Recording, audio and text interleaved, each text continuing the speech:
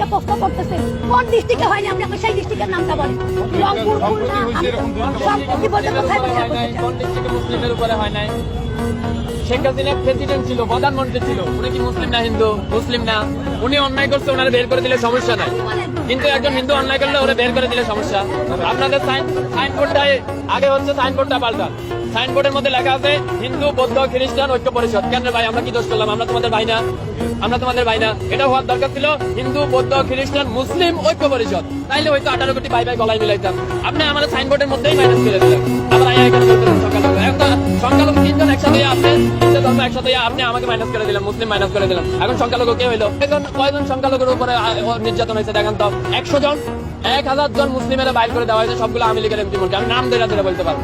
লোকগুলো আসছে না, এরা বাইরে হওয়ার জন্য আসে, আর কোনো নাথিং এলস দেয়ার, আর কোনো কিছুই না। কিন্তু আমরা একটু 5 সাল বলি না, কেন বলি না? কারণ আমরা জুলাই থেকে আন্দোলন করে আসছি, প্রতিদিন আমরা রাস্তায় মরে গেছি।